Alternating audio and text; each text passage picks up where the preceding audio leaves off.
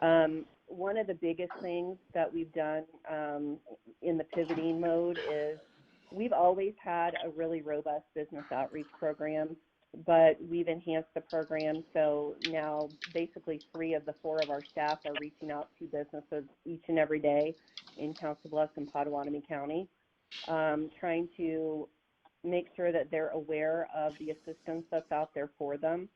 And then obviously if they do need something, we're trying to get them the resources that they need. In addition, we've worked on a marketing plan, and we want to try to reach those businesses and individuals that don't rely on social media. In today's world, you would think that most do, but there are a segment that do not. The CB Chamber, I know, recently contracted with Lamar to place some billboards, one on the north and one on the south side of town. And we're actually looking to enhance that by utilizing a digital billboard on West Broadway, and then trying to get into the Super Tuesday, the nonpareil, because that has the outreach to the readership in rural Pot County. I'm going to let Shalimar talk about the number of calls that have been made to businesses, but it exceeds well over 200. But with everything that has transpired in the last 60 days, and somewhat surprising, our project activities have remained strong. We went into 2020 with 26 active projects still remaining from 2019. The year started off really, really, really well for us. And we actually brought in 30 new projects. Now, some of those now, especially the small to medium-sized projects that were probably more so in the expansion side of the house, they've been put on hold. But the larger projects that we already had in the pipeline, and we've added a few other larger ones, surprisingly, that we're working on. So we continue to keep all of those balls up in the air and have regular contact with them through Zoom platforms and those type of things. But it's a mix of projects. So the industry verticals are logistics, manufacturing, agriculture, technology, service, and retail businesses. So a little bit of everything. Year to date, the staff approximately we usually do our business outreach in person. So for that particular program, we've had 80 project meetings that the staff has completed, and I think that's pretty good considering what has transpired over the last couple of months. We have been able to land 8 projects, which is about, and actually we've landed 2 more since then. These numbers were ending March 31st.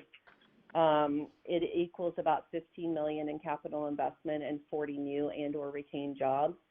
And I'm very optimistic that we will see some larger projects land this year, just based on the activity that I'm seeing in the pipeline.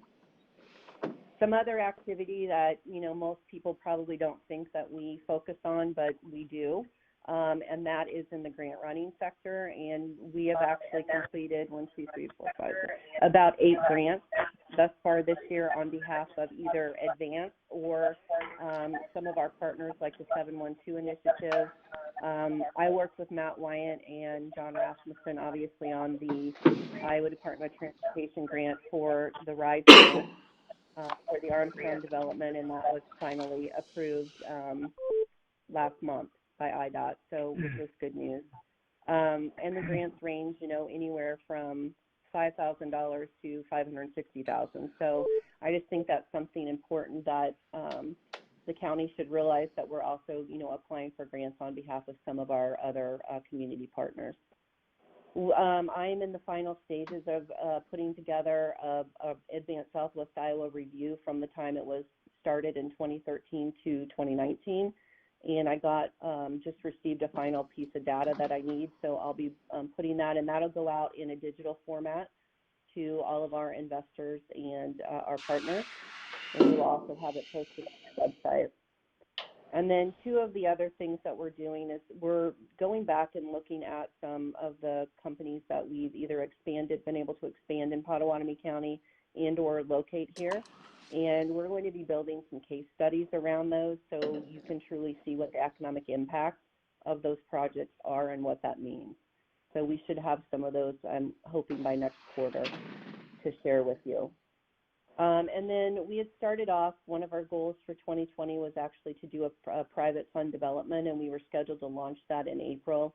And obviously the COVID situation hit, and we deemed it wasn't an appropriate time to go and ask businesses for investment. We are still going to do that. It has just been delayed a couple of months, so I will keep you up to date on how that goes. And then I think finally for me, I just want to thank the county staff. They're doing a tremendous job during this time, and I have the privilege to work with them on a regular basis, and I just want to make sure that I always thank them for their partnership and their leadership. And I'm happy to answer any questions before Shalimar gives you her update.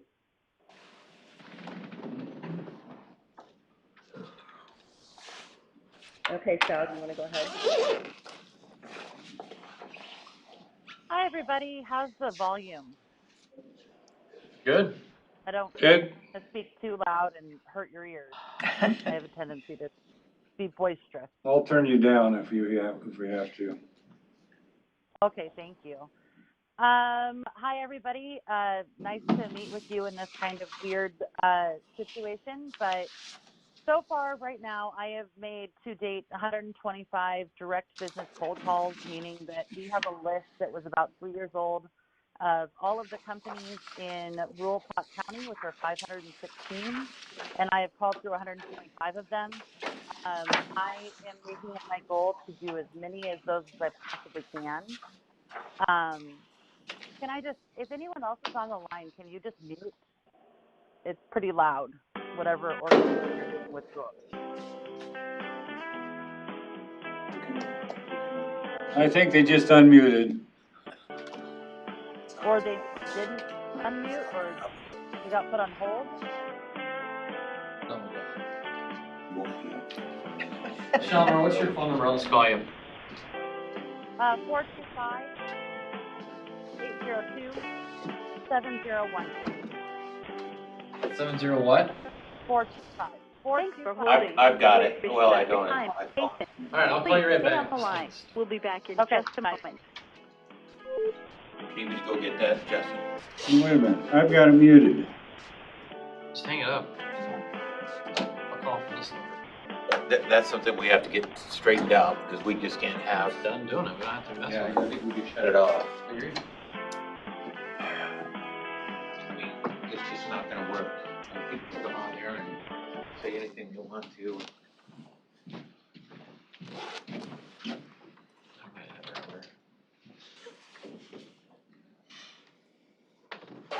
You need some kind of dashboard thing where you can just go through it, like Zoom and mute everybody. Well, I muted, but I guess it muted us. Or I could have just turned it all the way down. You would think there would be an app dashboard for that to show who's on the line and mute them and unmute them. You didn't know whenever you muted, the music started playing. No. So. Well, yeah. So you got somebody to mute, and then, I don't know. It did hold instead of mute. No, that was a radio program, wasn't it? Enter your password, followed by the pound. What? 0400 pound. 04. Well, no, you should have done that when they asked. You have to recall it. Christ. 91-425-802-7012. There are currently. Enter your password, followed by the pound key. 0400 versus pound. Oh, she said 4, You need to put that This, off. this is Shalimar. Hey, it's Justin. Hey. Okay, so go ahead and you can continue on. We're just done with that stupid phone thing for now, so we'll figure it out.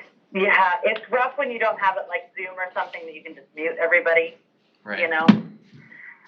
Okay, so like I said, 125 direct business cold calls. I have a list of 516.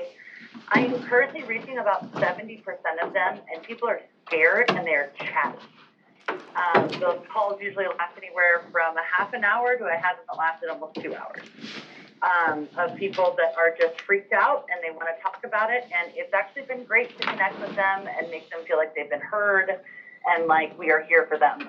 The main things that I am hearing from this is that we are having huge operating capital issues for every single one of our businesses. They are, you know, kind of using their operating capital in order to keep their rent and utilities paid.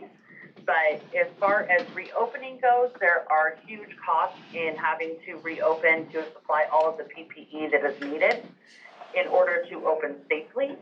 And they're not totally sure how they're going to be able to afford to do that. So that's the thing that I'm hearing. The other thing I'm hearing is most of my restaurants are still only carry-out only, even though they've been allowed to reopen. The main reason for that is that opening at 50% capacity just won't put them in the black.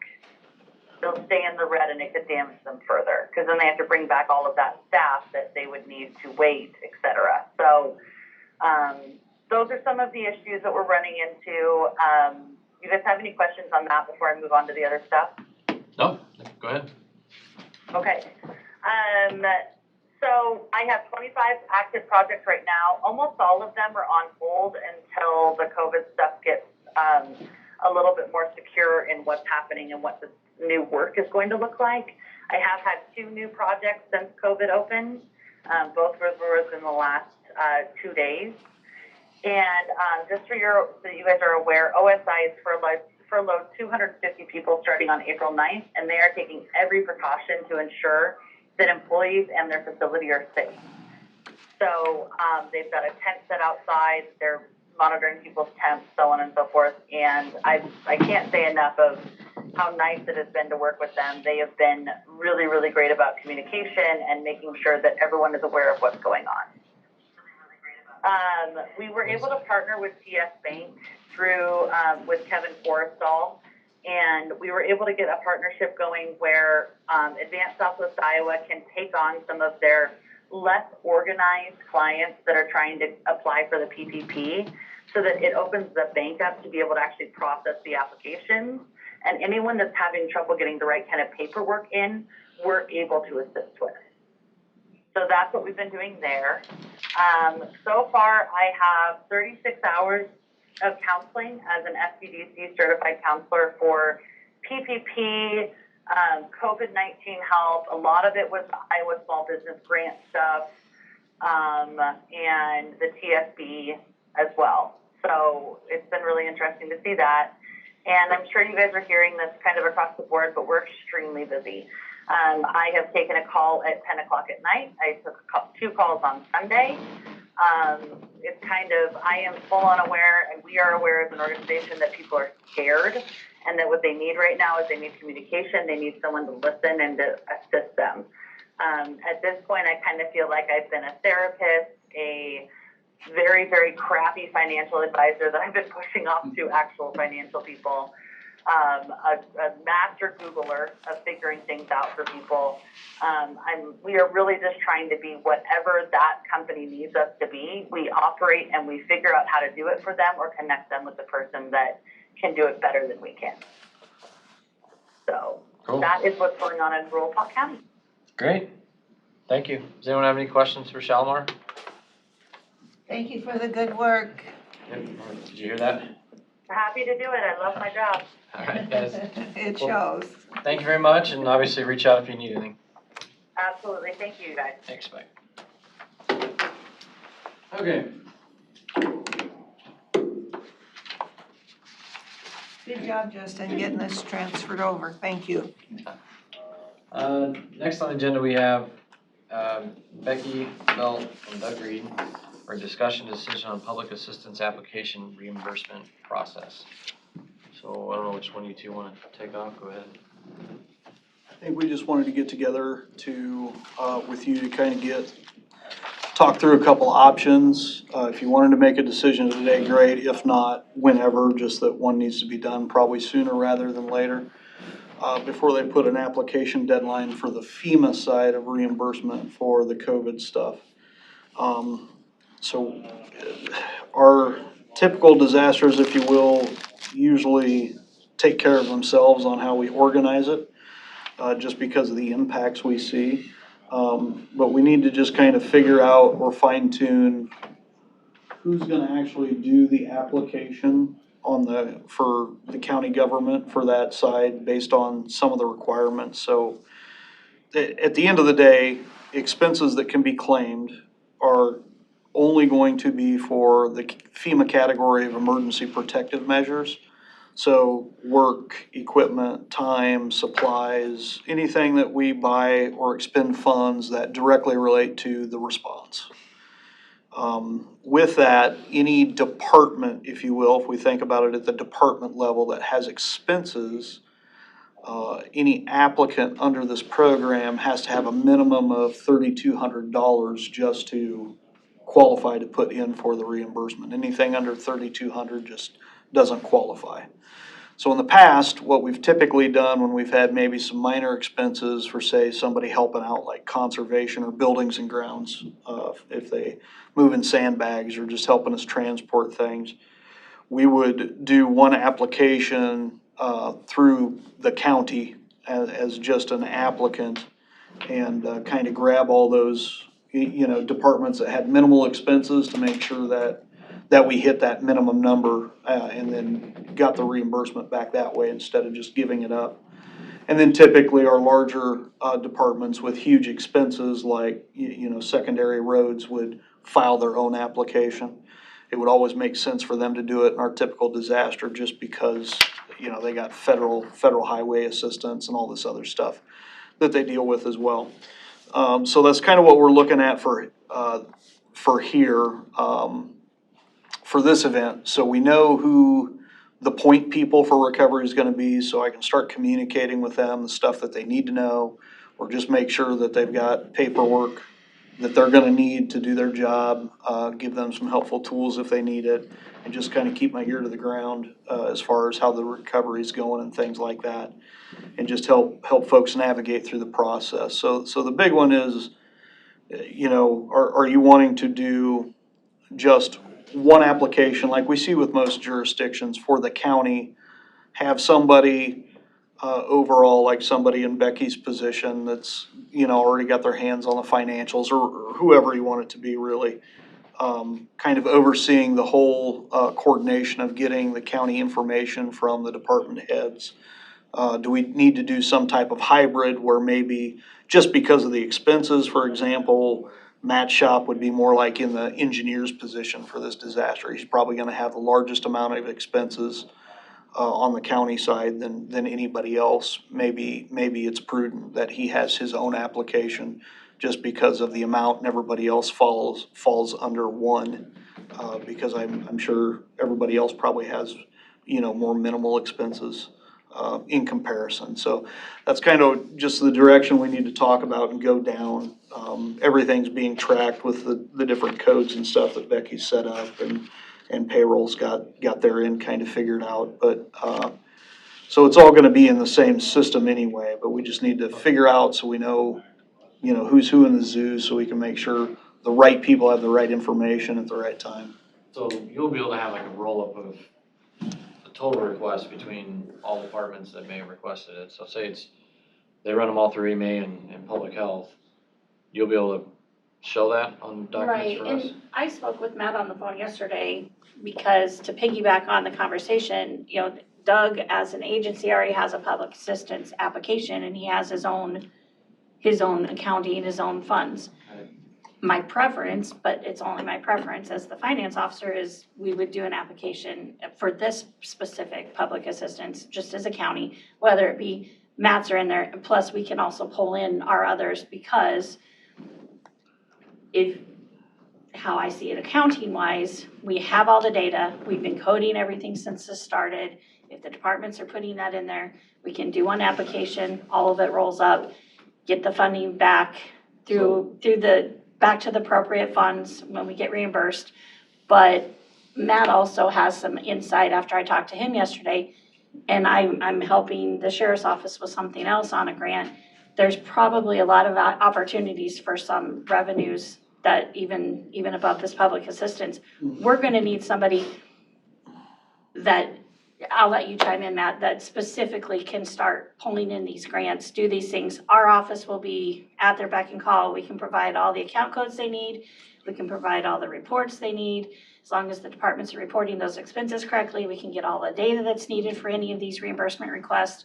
But I'll let Matt speak if you're willing to what you were thinking as far as how we're gonna handle all counties. But before you talk, Matt, real quick, so is this application a living document? Do you know what I mean by that? Okay, so the initial application we talk about is the request for public assistance. You declare who you are, who your chief financial is, and who your primary executive is, basically.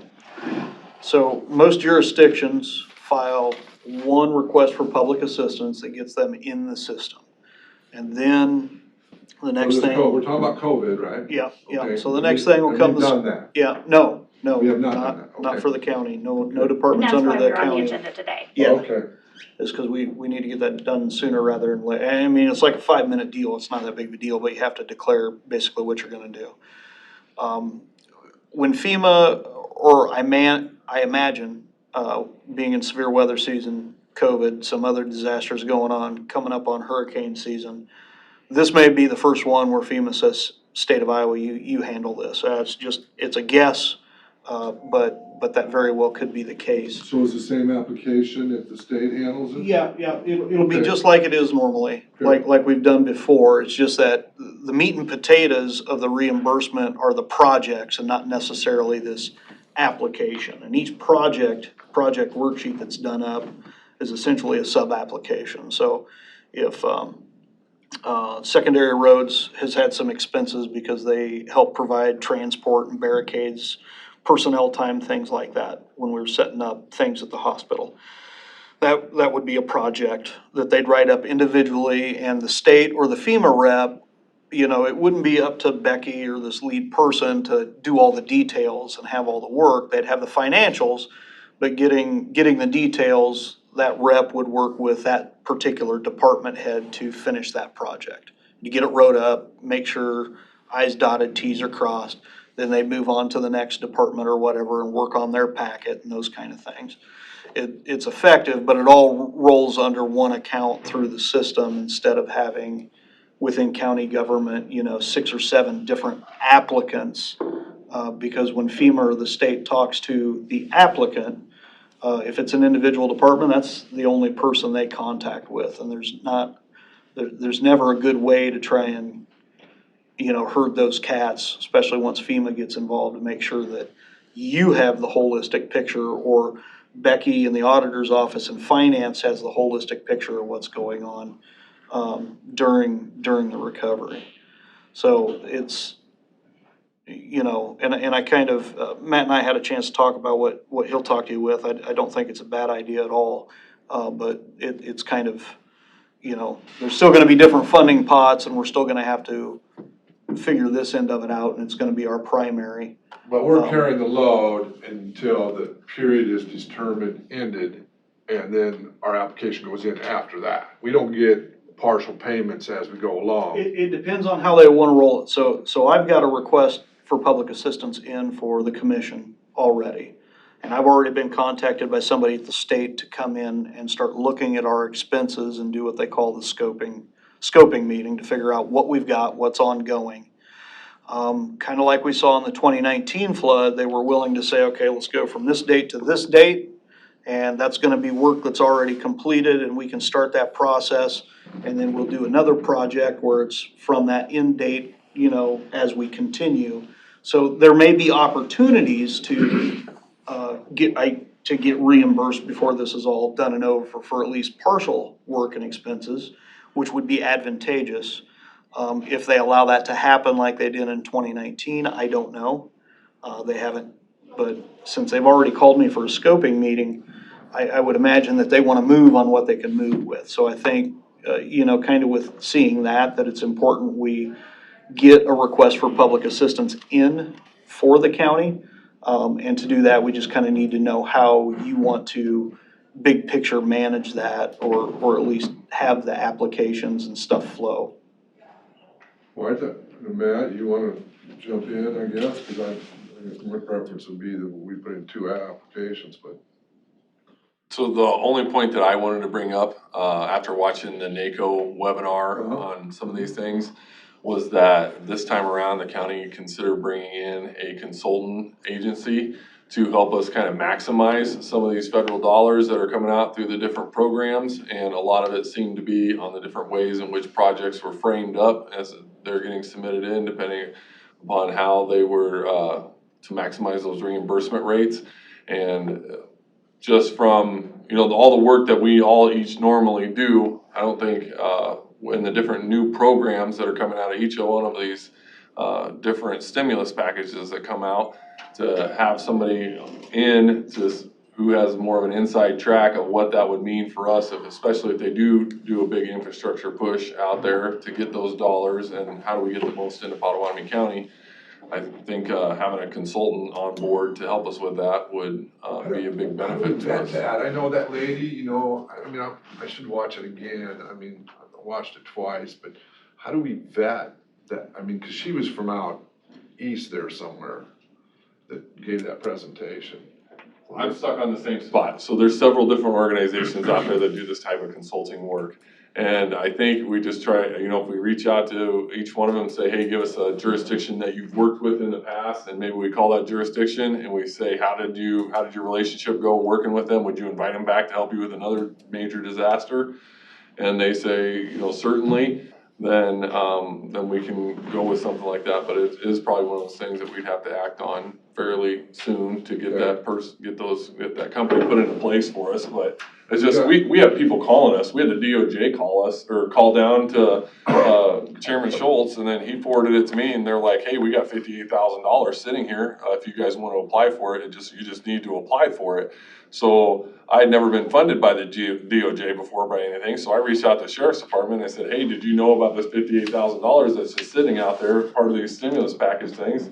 And that was where the whole line got started to get us that $58,000. So it's like, and then you've come at me before with some of these CARES packages saying, hey, are we applying for that? And kind of one of the next things up that we're gonna apply for or submit would be another thing that, there's all of these different funding sources out there. How do we get the best track on them? And I don't know, I wish I did, but the state should almost be vetting some of these people because some of these local counties are gonna get,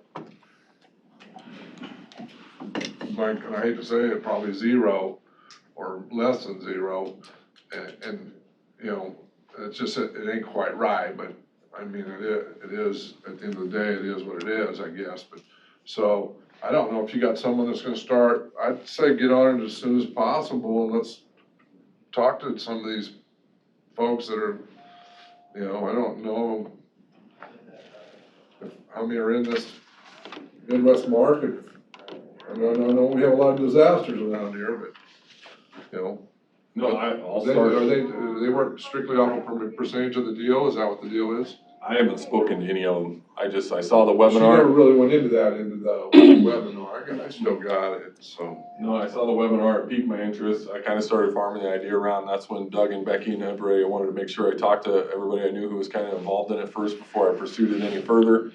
But if that's kind of what we're thinking, then that's what we do. I agree. I think I would kind of go with the 2 different applications and be able to submit that part of it right away, so we have that going for us. And right, get our number. They sign us a number, don't they? Eventually, yeah. Yeah, I think we want to get in the hopper as soon as we can. This can be a running total, can it, Doug? Because if you put your funds together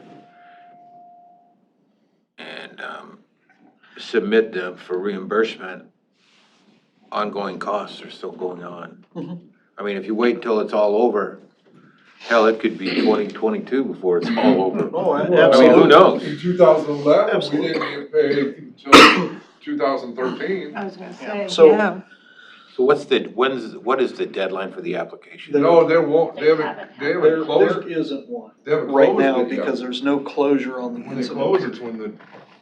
So When did you submit your rubber hits the application? road. Oh, probably 2 weeks ago, maybe a week and a half ago. I wanted to get it in before I forgot about it. But again, the request for public assistance is nothing more than the county's declaration, or however we're gonna do that. The county's declaration that we're requesting assistance through the program. There's no, we don't have to put, we've got $1 million of expenses or anything like that. It's county government data and, Does it require a signature from the chairman of the board of supervisors? No, it's online. Who submits it? During the floods, I submitted them for Who everybody submits them who's for been on the Potawatomi flood. County? I did last time, just to get it done. So we have to officially do a I think we should get declaration. two of them in. No, we've got that part handled, that's not. Why two, Scott? Well, one under the public health side, because of just we don't know how long that's gonna last. And then the other side is all the buildings and grounds and conservation and Yeah, everybody else. with the amount of expenses that we'll see with Matt's operation, and just the fact that he's the best to know, this was for this was for that, has all the institutional knowledge there. Him having his own application or request for public assistance under FEMA would probably be a good idea. Just like we do with the engineer when we have flood and road damage and all that kind of stuff, they're usually on their own. Or like we did with conservation because of the amount of expenses that they had.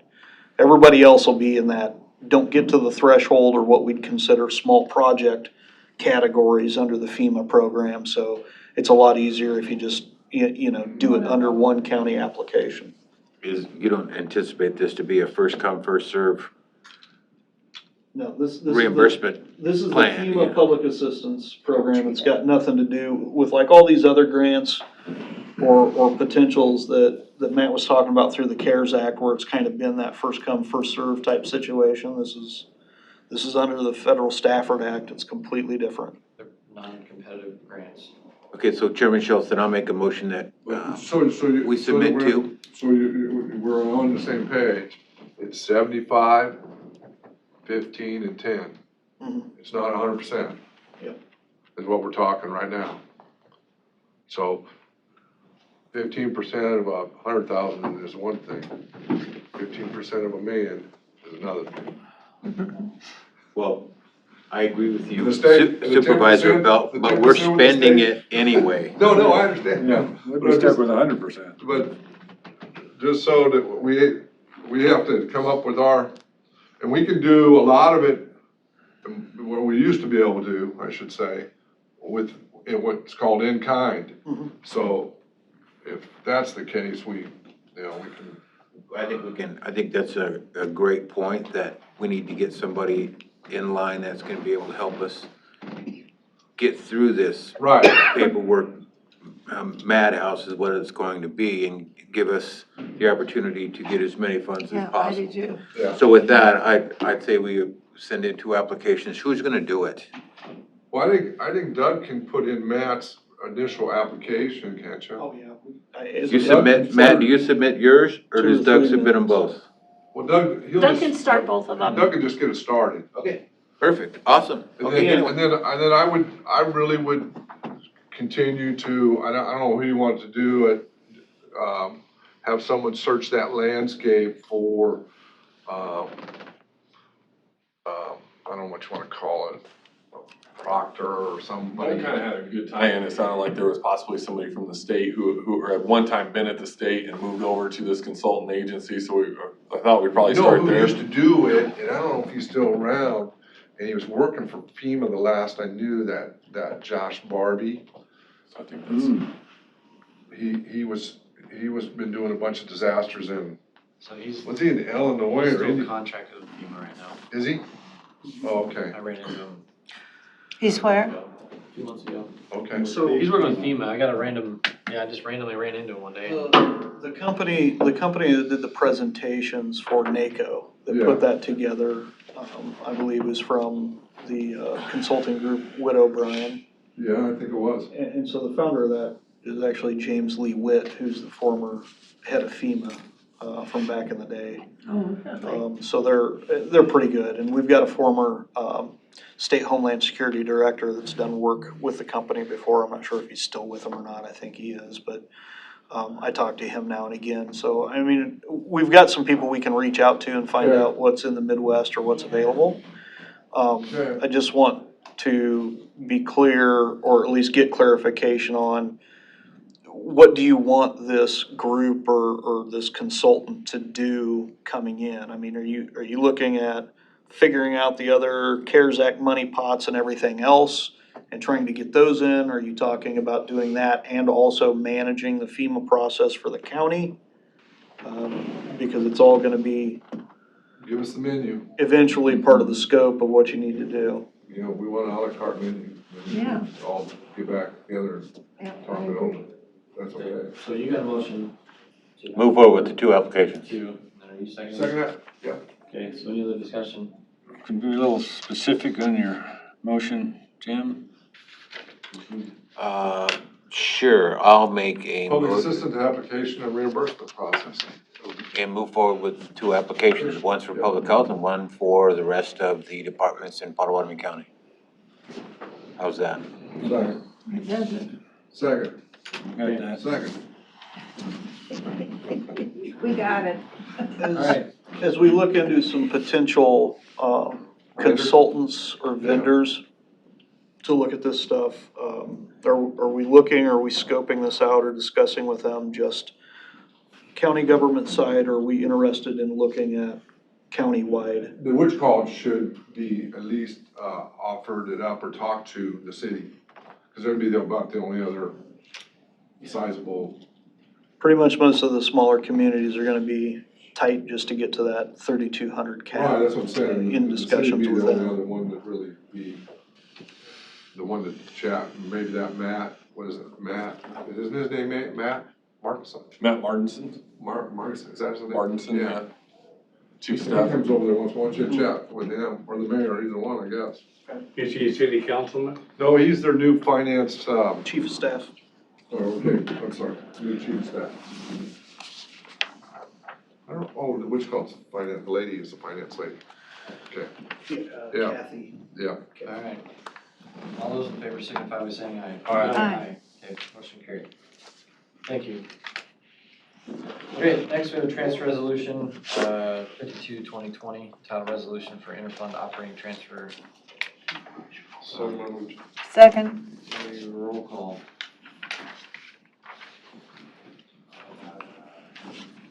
Chairman Schultz. Supervisors Whitman. Hey, Bell. Aye. Drake. Aye. Ruth. Aye. Okay. Next we have Matt Wynant. Discussion decision on filing application for Community Development Block Grant, CDBG, for COVID-19 funding support and authorization for the chairman to sign the letter requesting said funding. so moved. Second. Any discussion? This is, I think this, well, read too many of these, I suppose, but this is a competitive one, wasn't it? Somewhat a competitive one, yes, we had to call ahead and discuss our project with them to make sure that they would, consider it for funding. And this was, so when I talked to them on the phone, they said that they had not funded any other requests like this because it was not specific enough, but they thought that this application here was specific enough and they really liked the idea of it. And, that it had a good chance on it. And part of what this is, and just to make sure, to re-clarify, the consent agenda got approved, correct? So, okay, so this was kind of all tied in with the consent agenda and with the interpreters. Yep. Okay. The interpreters have proved like invaluable to us. We tried different phone systems and phone lines and everything else with them. Having the people actually there to be able to do this and speak directly with them on the phone has worked out really well. They've interpreted a lot of our documents into Spanish for us to be able to help push those items out. We tried to connect with Central Latino on this project, but I think they just, they didn't quite have the capacity that was needed because they were busy, obviously trying to do other things over in Douglas County and other areas, so it's worked out well. Cool. All right, all those in favor signify by saying aye. Aye. Yeah, motion carried. You'll have to sign that. Mr. Schultz, if I can, just for a second. Yep. Matt, did you hear what the governor's Yeah, she's talking now. They changed her, press briefing to 11:30. So it will be 11:30, there'll be news coming out from the governor's office. Okay. Okay, next So, we have Lauren Campbell I with got a the question for assessor's Doug. office. Doug, so if Matt's gonna be getting, grant dollars, is that gonna affect any FEMA reimbursement? Yes. Yeah. Okay, now we got a phone call tomorrow afternoon, Isaac and NACO are trying to get more assistance from the feds, just to the cities and the counties. And that will then affect, just a question I have for that meeting tomorrow. Yeah. Is that gonna affect reimbursements and Oh, grants? yeah, there will be. Yeah, but you haven't gotten it. If we use funding, I don't know, they will or if not. we use funding from any other source, state or federal funds, donations, whatever, is the case. FEMA's not gonna duplicate benefits. Okay, That's just a staple hold in the public assistance program. So if we get something from the CARES Act that ends up paying for some time, we're not gonna be able to claim that on the public assistance. okay. Right, so, all right. yeah, so it just means what we do file, or this, that, or the other, we drop that off, or if we've already put it on our scope of work with FEMA, and then we find some other dollars, or say Iowa West decides they're gonna pay for it, or something like that, Yeah. we just remove that from the project. Okay. But it'll need to be that's what tracked I and thought. I declared, just wanted for to sure. clarify.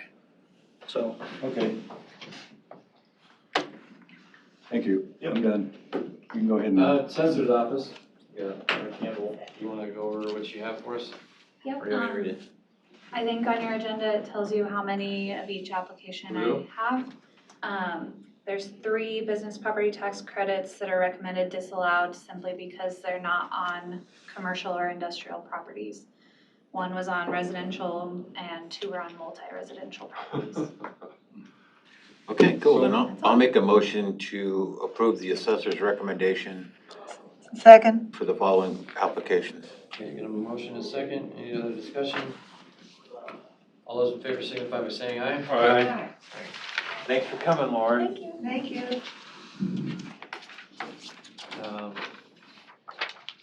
Next, we have discussion on state auditor's report for period ending June 30, 2019. Yeah, and just real quick, if you guys haven't, you can go to the schedule of findings and the questionable costs and cover, but it looks like we did really well on it. And then there's just a couple things. I thought we got that credit card thing fixed a long time ago, but. Same.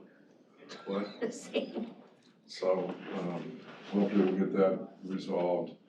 And then, I found it interesting that they say given the risk surrounding the use of Square, and Square is that credit card processing over the phone or something. Yeah, they stick it into your smartphone. So is that thing not very? I mean, I don't know what their accounting side looks like. I'm assuming they send you like emails and you have a dashboard. Are we using that? Apparently- Some of the apparently departments? Conservation is, right? Yeah. Conservation is? So, well, maybe they'll chat about that. Which I kinda understand, I mean, you're kinda out in the middle of nowhere, you get up to Hitchcock, and then they pull up and they say, okay, $3 to get in, or whatever it is, and you don't have cash on you, you use your card to get in, so. And you got a guy at their little ranger station, and there's not like there's infrastructure sent out to there with a computer, so you can actually log on and do, like an actual transaction, so. I think you probably need to look at that a little bit, make sure. The only other item, I think, and we can have discussion about this some more later, but we need to probably put this in what I call the county calendar, to make sure we get this actuarially opinion on our public health, and I don't know if that's something Jana and Mike Williams is supposed to be doing, or who's actually supposed to be doing that.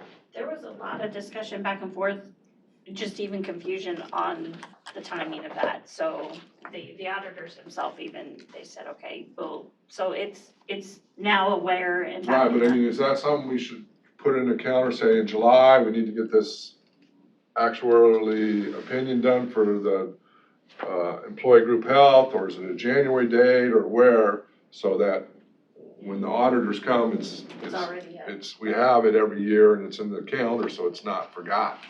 I think Janet now is aware of that because she ended up ultimately getting that information to them. It's not actuary that we do with Silverstone on our OPEB. It's something different that's always been done in the background. I think there was just a loss of connection there this first year, with Jana, but I think we've got it. So we'll double check on that. Okay.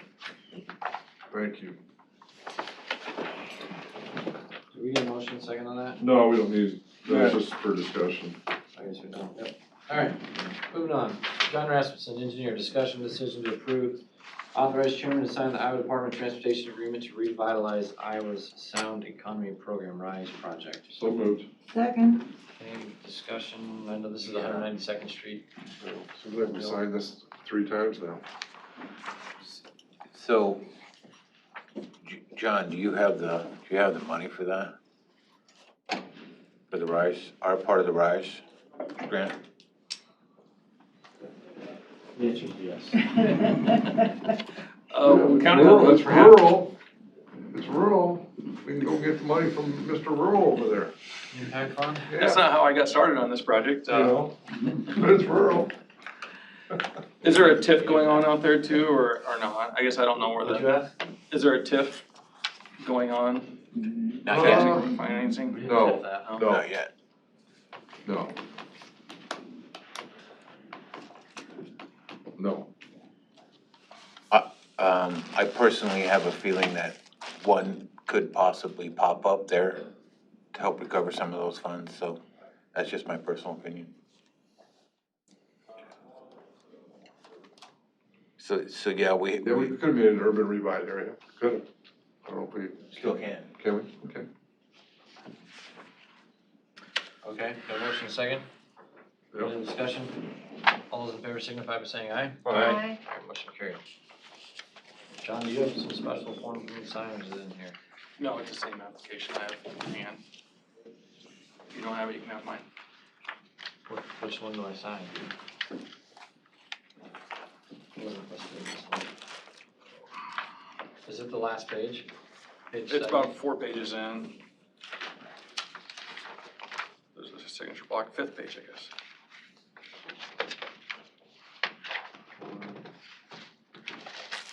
There's some kind of front There we go. back. Okay. Found it. 12. Dave,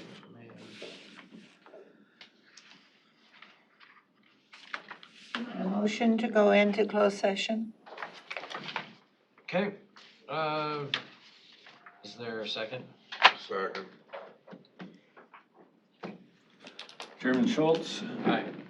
Supervisors Groby, Aye. Belt, Aye. Wickman, Aye. and Drake.